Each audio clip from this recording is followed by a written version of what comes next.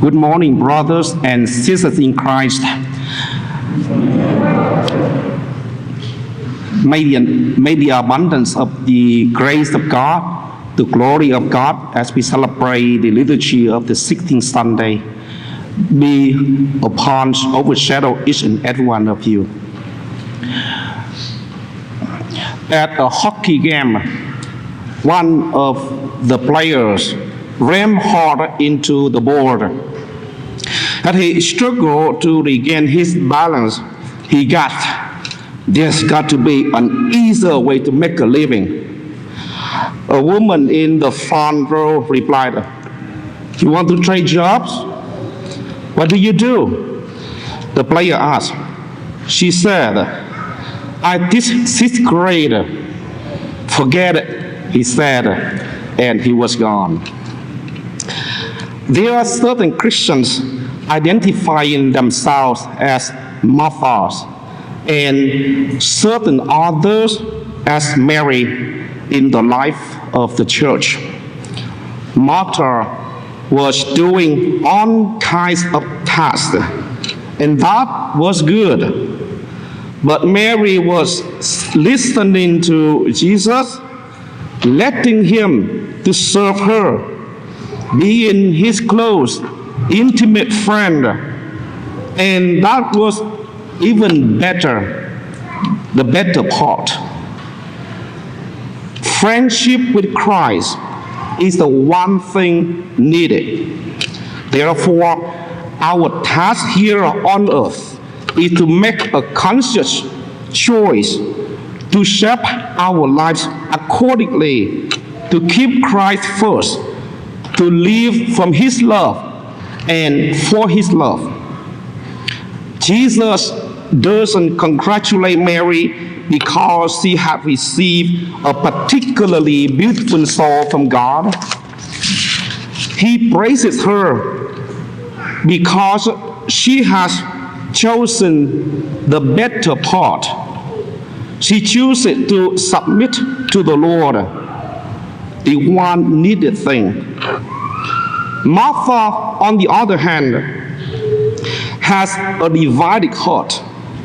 She loves Christ, for sure, but she still depends on her own strength to earn his love in return. She hasn't learned that what matters is not so much what we can do for Christ as what he has done and wants to do for us. Jesus kindly teaches her in this encounter that the greatest thing she can do for him, the one needed thing, is to let him rule completely over her heart, to take her place at his feet and listen to his word. Keeping Christ first, keeping his friendship as our highest priority, and his will as our greatest desire, that's the better part. But it is not always easy to do. After sitting at the Lord's feet and listening to his words, we have to go up and leave them out. This means living by his standards very different than those of the world around us. It means being honest when everybody else is cheating. It means speaking well of others when everybody around us is gossiping and criticizing. It means governing desires for pleasure when everyone around us is just giving in. It means staying faithful to our duties and relationships, always giving our best at home, at the office, at the factory, even when we are tired, even when no one else notices. But above all, it means doing all things because we love Christ and want to follow Him. Like Mary, let's choose the better part and listen carefully. And let's promise that we will live accordingly during the coming week, having confidence not in our own strength, as Martha did, but in the power of God's grace work within us. Every day, we are faced with the choice to be more like Martha or more like Mary. We can make our own achievement our highest priority, like Martha, or we can make knowing, loving, and imitating Christ our highest priority. Christian life is an adjustment, balance between work and worship. Martha chose to busy herself with her own plans on this occasion, but you can bet she adjusted her behavior the next time.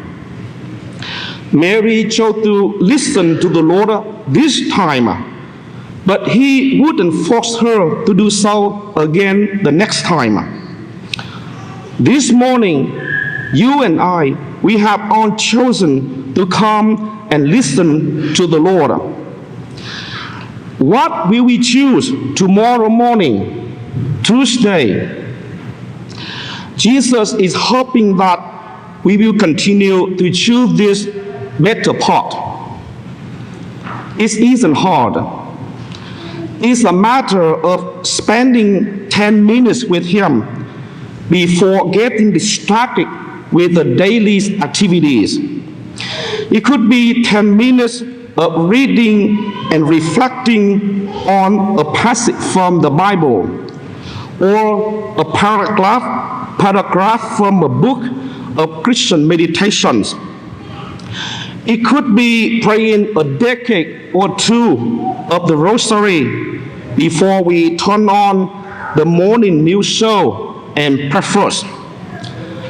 Brothers and sisters, Jesus wants us to choose the better part, to depend more on Him than ourselves, so that He can give us His best.